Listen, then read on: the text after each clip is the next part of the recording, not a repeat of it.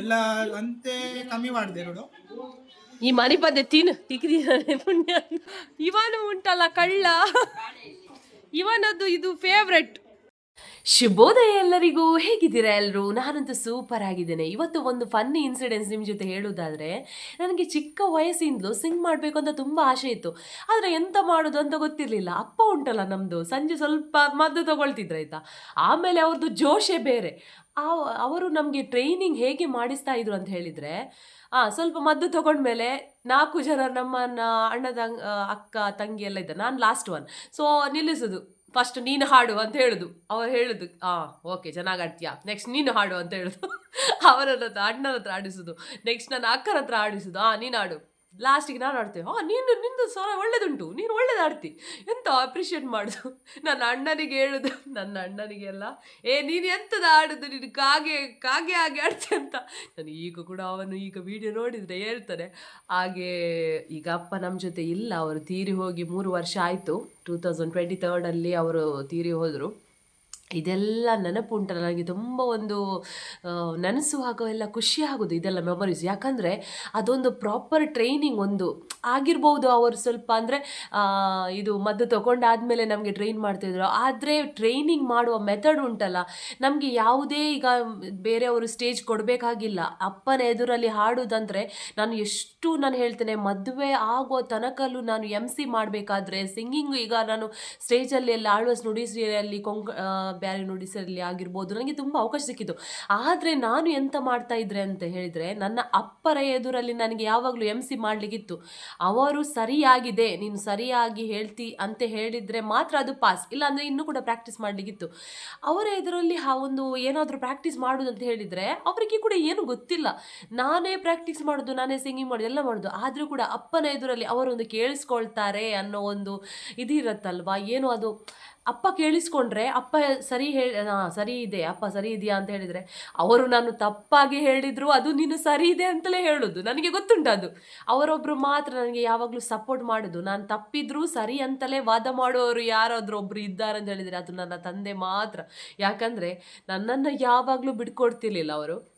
ನಾನು ಒಂದು ವೇಳೆ ಎಲ್ಲಿಯಾದರೂ ಜಗಳ ಮಾಡಿಕೊಂಡು ಬಂದರೂ ಕೂಡ ಅವರೋ ಏನೋ ಹೇಳಿರಬೇಕು, ಅದಕ್ಕೆ ನನ್ನ ಮಗಳು ಹೀಗೆ ಹೇಳಿರ್ಬೋದು ಅಂತ ಹೇಳುವವರೇ ಹೊರತು, ನೀನು ಸರಿ ಮಾಡ್ಕೋ, ನೀನು ಹೀಗೆ ಅಂತ ನನಗೆ ಯಾವತ್ತೂ ಅಪ್ಪ ಹಾಗೆ ಮಾಡಿಲ್ಲ.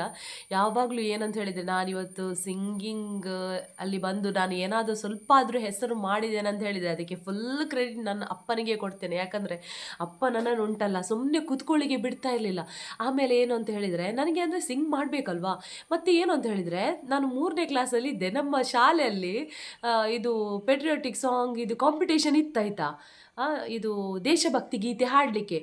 ನನಗೆ ಉಂಟಲ್ಲ, ಒಂದೇ ಒಂದು ನಿಮಿಷ, ನಿಂದು ಕಾಲ್ ಬಂತು, ಹಾಗೆ ರಿಂಗ್ ಆಯಿತು.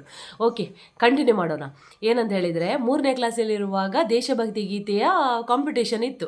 ಸೊ ಅದನ್ನು ಹಾಡಬೇಕು. ನನಗೆ ಉಂಟಲ್ಲ ಇದು ಜನಪದ ಯಾವುದು, ದೇಶಭಕ್ತಿ ಗೀತೆ ಯಾವುದು, ಫಿಲ್ಮಿ ಸಾಂಗ್ ಯಾವುದು, ಇದರ ಡಿಫ್ರೆನ್ಸ್ ಗೊತ್ತಿಲ್ಲ. ನಾನು 3ನೇ ಕ್ಲಾಸಲ್ಲಿದ್ದೇನೆ, ಶಾಲೆಗೆ ಮೊದಲು ಹೋಗ್ತಾ ಇರಲಿಲ್ಲ. ನನಗೆ ಯಾವಾಗಲೂ ಒಂದು ದಿವಸ ಕಾಲು ನೋವು, ಒಂದು ದಿವಸ ಕೈ ನೋವು, ಒಂದು ಸಲ ತಲೆನೋವು ಇರಲಿಲ್ಲ. ಆದರೆ ಏನಾದರೂ ಒಂದು ಶಾಲೆಗೆ ಹೊರಡುವಾಗ ಏನಾದರೂ ಒಂದು ನೋವು ಇರ್ತಿತ್ತು. ಮತ್ತು ಏನಂತ ಹೇಳಿದರೆ, ನಮಗೆ ಹಳ್ಳ ಎಲ್ಲ ದಾಟಿ ಎಲ್ಲ ಹೋಗ್ಲಿಕ್ಕೆ ಇರ್ತಿತ್ತು, ನಡೆದುಕೊಂಡು ಹೋಗಬೇಕಲ್ವಾ. ತುಂಬ ಅಂದರೆ ನೀರೆಲ್ಲ ಇರ್ತಿತ್ತು, ಮಳೆಗಾಲದಲ್ಲೆಲ್ಲ ಹೋಗ್ಲಿಕ್ಕೆ ಆಗ್ತಿಲ್ಲ. ಒಂದು ದಿನ ಹೋದರೆ 4 ದಿನ ಮಲಗೋದು. ಸೊ ಅದರಿಂದ ಉಂಟಲ್ಲ ಹೆಚ್ಚಾಗಿ ಹೋಗ್ತಿರ್ಲಿಲ್ಲ. ಆದರೆ ಕಾಂಪಿಟೇಷನ್ ಇರುವಾಗ ಏನಂತ ಹೇಳಿದರೆ, ಸಾಂಗ್ ಹಾಡಲಿಕ್ಕೆ ಅವರು ಯಾರಿಗೆಲ್ಲ ಹಾಡಲಿಕ್ಕಿದೆ ಹೆಸರು ಕೊಡಿ ಅಂತ ಹೇಳಿದರು. ನಮಗೆ ಉಂಟಲ್ಲ, ಅದು ಹೇಳ್ತೇನೆ, ಆವಾಗ ಉಂಟಲ್ಲ ಚಂದ್ರಮುಖಿ ಪ್ರಾಣ ಸಖಿ ಅಂತ ಒಂದು ಕನ್ನಡದಲ್ಲಿ ಫಿಲ್ಮ್ ಬರ್ತಿತ್ತಾಯ್ತಾ. ಕನ್ನಡದಲ್ಲಿ ನಿಮಗೆ ಗೊತ್ತಿರ್ಬೋದು, ಚಂದ್ರಮುಖಿ ಪ್ರಾಣ ಸಖಿ ಅಂತ ರಮೇಶ್ ಅರವಿಂದ್ ಅವರದ್ದು ಆ ಫಿಲ್ಮ್ ಕೂಡ ನನಗೆ ತುಂಬ ಇಷ್ಟ. ಸೊ ಪ್ರೇಮ ಅದರಲ್ಲಿ ಹೀರೋಯಿನ್, ಭಾವನ ಅದೆಲ್ಲ ಇದ್ದಾರೆ. ಓಕೆ, ಆ ಫಿಲ್ಮಲ್ಲಿ ಅದೊಂದು ಅದನ್ನು ಫಿಲ್ಮು ಟಾಕೀಸಿಗೆ ಹೋಗಿ ನನ್ನ ಅಣ್ಣ, ತಂದೆ ಮತ್ತು ನನ್ನ ದೊಡ್ಡ ಅಕ್ಕ ಹೋದದ್ದು. ನನಗೆ ಕರ್ಕೊಂಡು ಹೋಗಲಿಲ್ಲ ಅಪ್ಪ. ನಾನು ಚಿಕ್ಕವಳಲ್ಲ, ನಿನಗೆ ಯಾಕೆ, ನೀನು ಸುಮ್ಮನೆ, ನಾನೊಂದು ಎಷ್ಟು ಹತ್ತಿದೆ, ನನ್ನನ್ನು ಕರ್ಕೊಂಡು ಹೋಗು ಅಂತ. ಇಲ್ಲ, ನಿನಗೆ ಚಿಕ್ಕ ಮಕ್ಕಳು ಯಾರು ಅಲ್ಲಿ ಬರೋದಿಲ್ಲ, ನೀನು ಬರಲಿಕ್ಕಿಲ್ಲ ಅಂತ ಹೇಳಿದ್ದು. ಅದು ಕೂಡ ಬೇಜಾರಿತ್ತು. ಇವರು ಉಂಟಲ್ಲ, ಆಮೇಲೆ ಫಿಲ್ಮ್ ಟಾಕೀಸಿಗೆಲ್ಲ ಹೋಗಿ ಬಂದು ಇವರದ್ದು ಅದೇ ಪದ್ಯ ಹಾಡುದಾಯ್ತಾ. ಅದು ಯಾವುದು ಗೊತ್ತುಂಟ, ನೆನಪುಗಳ ಮಾತು ಮಧುರ, ಮೌನಗಳ ಹಾಡು ಮಧುರ, ಅದು ಉಂಟಲ್ಲ ಆ ಸಾಂಗ್ ಯಾವಾಗಲೂ ಅದೇ ಹಾಡುದು. ನನಗೆ ಅದು ಹಾಡಿ ಅವರು ಹಾಡಿ ಹಾಡಿ ಹಾಡಿ ಉಂಟಲ್ಲ ಒಂದು ಪ್ಯಾರ ಬೈ ಹಾರ್ಟ್ ಆಯ್ತು ಆಯ್ತಾ. ಇವಾಗ ಟೀಚರ್ ಹೇಳಿದ್ದಾರೆ ಅವರು ಟೀಚರ್ ಹೇಳಿದ್ದಾರೆ ದೇಶಭಕ್ತಿ ಗೀತೆ ಗೊತ್ತಿದ್ದವರು ಹೆಸರು ಕೊಡಿ ಅಂತ. ನಾನು ಹೆಸರು ಕೊಟ್ಟೆ ಹೋಗಿ. ನನಗೆ ಉಂಟಲ್ಲ ಈಗ ಯಾರು ಮಾರೆ ಗಡೆಗೆ ಕಾಲ್ ಮಾಡ್ತೇವೆ, ಒಂದು ನಿಮಿಷ. ಹೆಸರು ಕೊಡ್ಲಿಕ್ಕೆ ಹೇಳಿದಾರಲ್ಲ, ನಾನು ಹೋಗಿ ಹೆಸರು ಕೊಟ್ಟೆ. ನನಗೆ ಡಿಫ್ರೆನ್ಸ್ ಗೊತ್ತಿಲ್ಲ ಅಲ್ಲ, ಬಂತೋಯ್ತು ಹೆಸರು ಕರೆದ್ರು. ಒಂದು ಎಷ್ಟು ಜನ ಇದ್ರು ಗೊತ್ತುಂಟ, ಒಂದು 10-12 ಜನ ಇದ್ರ ಅಂತ. ಈಗ ನನ್ನ ಕ್ಲಾಸ್ಮೇಟ್ ಇದನ್ನ ವಿಡಿಯೋ ನೋಡಿದ್ರೆ ನಗ್ತಾರೆ ಆಯ್ತಾ. ನಾನು ಕೂಡ ಹೋದೆ ಆಯ್ತಾ ಸ್ಟೇಜಿಗೆ. ಹೋಗಿ ನೆನಪುಗಳ ಮಾತು ಮಧುರ ಅಂತ ಹಾಡಿದೆ ಆಯ್ತಾ. ಏನು ಹೇಳ್ತಾರೆ, ನನ್ನ ಲಕ್ ಒಳ್ಳೆದಿತ್ತು. ನನಗೆ ಫಸ್ಟ್ ಪ್ರೈಸ್ ಕೊಟ್ಟಿದ್ದಾರೆ. ಎಷ್ಟು ಒಳ್ಳೆ ಟೀಚರ್ ನೋಡಿ. ಅವರಿಗೆ ಗೊತ್ತುಂಟು ನಾನು 3ನೇ ಕ್ಲಾಸಲ್ಲಿ ಇರುವುದು, ನನಗೆ ಡಿಫ್ರೆನ್ಸ್ ಗೊತ್ತಿಲ್ಲ, ಹೇಳಿಕೊಡೋರು ಯಾರೂ ಇಲ್ಲ ಅಂತ. ದೇಶಭಕ್ತಿ ಗೀತೆಗೆ ಫಿಲ್ಮಿ ಸಾಂಗನ್ನು ಹಾಡಿ ಫಸ್ಟ್ ತೊಗೊಂಡವಳು ಅದು ನಾನೇ. ಈಗಿನ ಟೀಚರ್ ಆಗಿದ್ದಾರೆ ನಾನು ಮಟಾಶ್ ಆಯಿತಾ.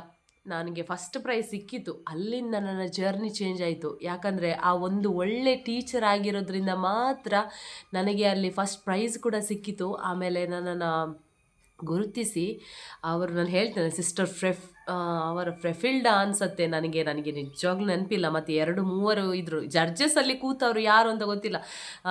ದೊರತಿ ಟೀಚರ್ ಅಂತ ಇದ್ದರು, ಮತ್ತು ಸಿಸ್ಟರ್ ಫ್ರೆಫಿಲ್ಡಾ ಅಂತ ಇದ್ದರು, ಮತ್ತು ಮೋನಿಕಾ ಸಿಸ್ಟರ್ ಅಂತ ಇದ್ದರು. ಈಗ ಇವರು ಕಿನ್ನಿಗೋಳಿಯಲ್ಲಿದ್ದಾರೆ ಲಿಟಲ್ ಫ್ಲವರಲ್ಲಿ. ನನಗೆ ಆವಾಗ ಜಡ್ಜಸ್ ಆಗಿ ಕೂತದ್ದು ಯಾರು ಅಂತ ನನಗೆ ನೆನಪಿಲ್ಲ. ಆದರೆ ಅವರ ಒಂದು ಸಪೋರ್ಟು ನನ್ನ ಲೈಫನ್ನು ತುಂಬ ಒಂದು ಚೇಂಜಸ್ ಮಾಡ್ತು. ಅಲ್ಲಿಂದ ನನಗೆ ಏನಂತ ಹೇಳಿದರೆ, ಶಾಲೆಯಲ್ಲಿ ಏನು ಅಂತ ಹೇಳಿದರೆ, ಆಗ ನನಗೊಂದು ಖುಷಿ ಏನಂತ ಗೊತ್ತುಂಟ, ಈಗ ಸ್ವಾಗತ ಗೀತೆ ಅದಕ್ಕೆಲ್ಲ ಯಾರು ಸಿಂಗಿಂಗಲ್ಲಿ ಹುಷಾರಿದೆ ಅವ್ರನ್ನ ಕರೆಯೋದು. ಮತ್ತು ಅಲ್ಲಿ ಕ್ಲಾಸಲ್ಲಿ ಕೂತ್ಕೊಳ್ಳಿಕ್ಕಿಲ್ಲಲ್ಲ, ನನಗೆ ಅಷ್ಟೇ ಬೇಕಾಗಿರೋದು. ನಾನು ಚೆಂದ ಆಡ್ತೇನೆ ಅಂತ ಹೋಗಿ ಸ್ವಾಗತ, ನಾವು ಸಾಂಗ್ ಹಾಡುವಾಗ ಅವರು ನೃತ್ಯ ಮಾಡಲಿಕ್ಕೆ. ಸೊ ನನಗೆ ಆಗ ಕ್ಲಾಸಿಗೆ ಹೋಗ್ಲಿಕ್ಕೆ ಇರ್ತಾ ಇರಲಿಲ್ವ. ಹಾಗೆ ಸಿಂಗಿಂಗಲ್ಲಿ ಅಲ್ಲಿಂದ ಮತ್ತು ನಾಡಗೀತೆ, ದೇಶಭಕ್ತಿ ಗೀತೆ, ಹಾಗೇನೆ ಇದು ನ್ಯಾಷನಲ್ ಅಂತಮ್ ಆಗಿರ್ಬೋದು. ಹಾಗೇನೆ ಶಾಲೆಯಿಂದ ನನಗೆ ಆ ಒಂದು ಸ್ಟೇಜ್, ನಾನು ಫಸ್ಟ್ ಟೈಮ್ ಒಂದು ಹಾಡಿದ್ದು ಆ ಫಿಲ್ಮಿ ಸಾಂಗ್. ಅಲ್ಲಿ ಸ್ಕೂಲ್ ಡೇಸಲ್ಲಿ ಸಿಂಗಿಂಗ್ ಕಾಂಪಿಟೇಷನಲ್ಲಿ ಹೋಗ್ತಿದ್ದೆ, ಆದರೆ ನನಗೆ ಯಾವುದೇ ಪ್ರೈಸ್ ಸಿಗ್ತಿರ್ಲಿಲ್ಲ. ಗ್ರೂಪ್ ಸಿಂಗಿಂಗ್ ಆಗಿರ್ಬೋದು, ಗ್ರೂಪ್ ಸಿಂಗಿಂಗಲ್ಲೆಲ್ಲ ಪ್ರೈಸ್ ಕೆಲವೊಂದಕ್ಕೆ ಬರ್ತಾ ಇತ್ತು. ಸೊ ಆಮೇಲೆಯಿಂದ ನಾನು ಹೈಸ್ಕೂಲಿಗೆ ಹೋದ್ಮೇಲೆ ಅಲ್ಲಿ ಒಂದೊಂದೇ ಕಾಂಪಿಟೇಷನ್ಗೆ ಸೋಲೋ ಪಾರ್ಟಿಸಿಪೇಷನ್ ಮಾಡಲಿಕ್ಕೆ ಹೋದೆ. ಅಲ್ಲಿಂದ ಒಂದೊಂದು ಪ್ರೈಸ್ ಬಂತು, ಸ್ವಲ್ಪ ಕಾನ್ಫಿಡೆನ್ಸ್ ಬಂತು. ಆಮೇಲೆ ಚರ್ಚ್ ಕಾಯರಿಂದ ಅಲ್ಲಿಂದ ಎಲ್ಲ ನನ್ನ ಜರ್ನಿ ಚೇಂಜ್ ಆಯಿತು ಅಂತ ಹೇಳ್ಬೋದು. ಆದರೆ ಇನಿಷಿಯಲ್ ಡೇಸಲ್ಲಿ ನನಗೆ ಆ ಒಂದು ದೇಶಭಕ್ತಿ ಗೀತೆ, ಆ ಫಿಲ್ಮಿ ಸಾಂಗ್ ನನ್ನನ್ನು ಬೇರೆ ಒಂದು ಜರ್ನಿಗೆ ಕರ್ಕೊಂಡು ಹೋಯಿತು ಅಂತ ಹೇಳ್ಬೋದು. ಇದೊಂದು ಜರ್ನಿ ನಂದು ನಿಮ್ಮ ಜೊತೆ ಹಂಚಿಕೊಂಡೆ. ಯಾಕಂದರೆ ನನಗೆ ಈಗ ನನ್ನ ಯೂಟ್ಯೂಬ್ ಚಾನಲೇ ನೀವೇ ನನಗೆ ಎಲ್ಲ. ಸೊ ನಿಮ್ಮ ಜೊತೆ ಇದನ್ನು ನನ್ನ ಜರ್ನಿಯನ್ನು ಹಂಚ್ಕೊಳ್ಳೋಣ ಅಂತ ಈ ಜರ್ನಿಯನ್ನು ನಿಮ್ಮ ಜೊತೆ ನಾನು ಹಂಚಿಕೊಂಡೆ. ಓಕೆ, ಈ ಒಂದು ಏನು ನನ್ನ ಒಂದು ಮೆಮೊರಿ ನಿಮ್ಮ ಜೊತೆ ಹಂಚಿಕೊಂಡೆ. ಇದು ಹೇಗೆ, ಇದನ್ನು ನೀವು ಕೇಳಿದ ಮೇಲೆ ನಿಮ್ಗೆ ಏನು ಅನ್ನಿಸ್ತು, ನನಗೆ ನಿಮ್ಮ ಅನಿಸಿಕೆಯನ್ನು ಕಮೆಂಟ್ ಬಾಕ್ಸಲ್ಲಿ ತಿಳಿಸಿ ಆಯಿತಾ. ಇವತ್ತು ಸಂಜೆ ಅರಸಿನ ಎಲೆಯ ಕಡುಬು ಮಾಡಲಿಕ್ಕೆ ಇಲ್ಲಿ ಅಕ್ಕಿ ನೆನೆ ಹಾಕಿದ್ದಾರೆ. ಕೊಂಕಣಿಯಲ್ಲಿ ನಾವು ಇದಕ್ಕೆ ಪಾತೋಳಿ ಅಂತ ಹೇಳ್ತೇವೆ. ಇದನ್ನು ಅತ್ತೆ ರೆಡಿ ಮಾಡ್ತಾರೆ ಅಂತ ಹೇಳಿದ್ದಾರೆ.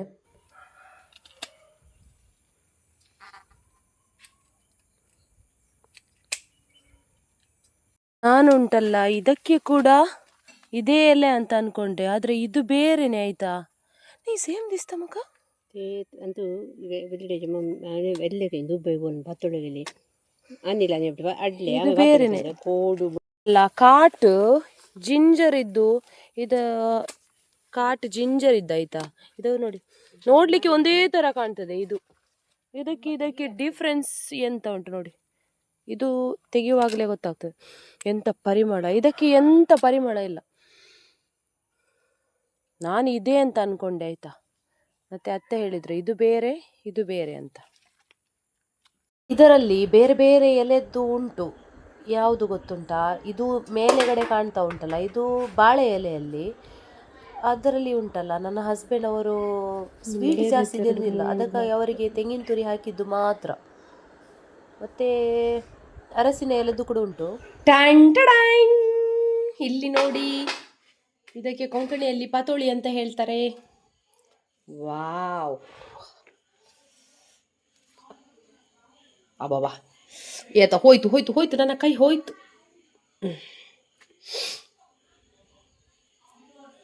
ಬಾ ಎಂತ ಬೆಚ್ಚ ಮಾರೆ, ಇದು ಬಿಸಿ ಬಿಸಿ ತಿನ್ಬೇಕಾಯ್ತಾ, ಭಾರಿ ಸೂಪರ್ ಆಗಿರ್ತದೆ. ಹಾಯ್, ನನ್ನ ಅತ್ತೆ ಇವತ್ತು ಸಂಜೆಯನ್ನು ಇದನ್ನು ಮಾಡಿದ್ದಾರೆ.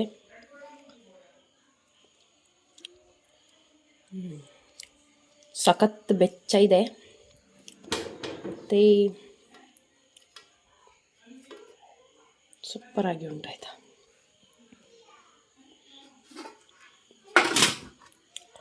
ಓಕೆ, ಇಲ್ಲಿ ನೋಡಿ,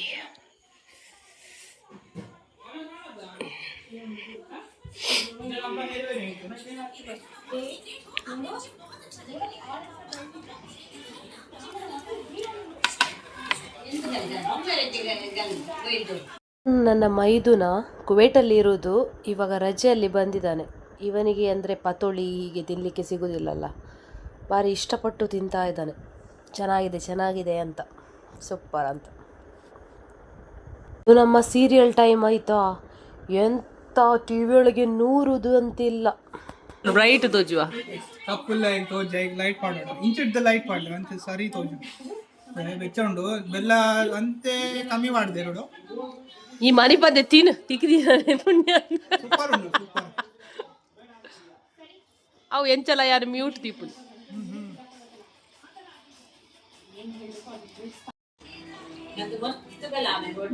ಇದು ನೋಡಿ ಪೊಂಗರೆದ್ದು ಎಲೆ.